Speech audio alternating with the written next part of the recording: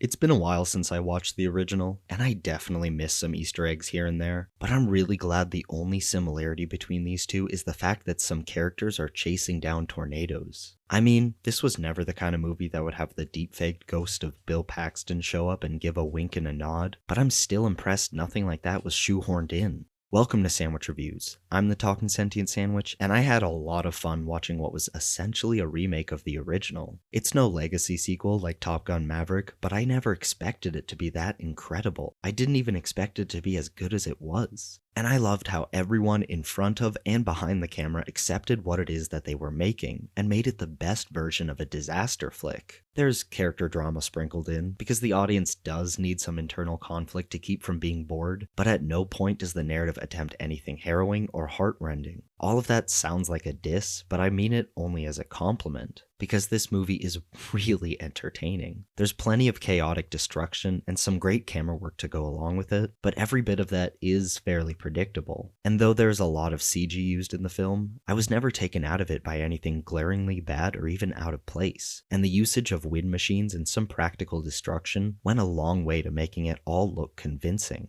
There's also a lot of Western music used in the soundtrack, and it's not like I hated it or anything. I'm just not sure if it really fit 100% of the time. Yet, that was only noticeable once or twice. And that was in the beginning, when I was still getting into it. At every other moment in the film, I was seated and riveted. And before I move on to spoilers, I gotta bring up the Big Blue Boy Scout, because I've probably seen David Cornsweet in a bunch of movies before this year, but lately, he's been popping up all over the place. Though that's probably just because I'm dying to see him as Superman. I should also mention that I was worried because since the original, we've seen giant storms, destruction, and geostorms of all things. But this movie wasn't about seeing the biggest tornado you've ever seen. It was just about the damage, which is there whether or not the tornado is big. But if you're looking for a new disaster movie that makes up for its lack of tension with a whole bunch of entertaining sequences, check out Twisters, because I cannot overstate just how much fun I had watching this. And here's a spoiler warning for those who haven't seen it, because it's time to dive right into some spoilers.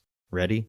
Alright. The movie starts by killing off a whole team of people, and though I was never really worried about any of the important characters, it still sets the stakes early on. There's also a lot of science jargon throughout the movie that is pretty out there. I mean, who knows, maybe there was more accuracy to the tech than I thought, but 90% of this movie wasn't too unbelievable or too sci-fi. And among that science jargon, there was one specific scene of experts talking to themselves about how a tornado works, which felt very forced. But other than that, I did like the fun dialogue. Though early on, there is a weird line where it's stated that there will not be a tornado in New York, and I kinda just looked over to the person I was watching this with and gave them a "this movie's last act is definitely in New York, right?" kinda look. But nah, maybe it'll happen in the third movie, Twister Cubed. And like I said before, the destruction all looks great, and seeing fireworks go off inside a tornado will always be cool. But for every jaw-dropping concept or shot, you've already seen it in the trailer, though it is still great to see it in context. Plus, one thing that surprisingly wasn't in any trailer, or at least none that I saw, was the movie theater setting for the film's conclusion. It's one of those out there concepts that seemed too on the nose to depict well, but they nailed it. And I also mentioned that there was nothing dramatic or heartrending,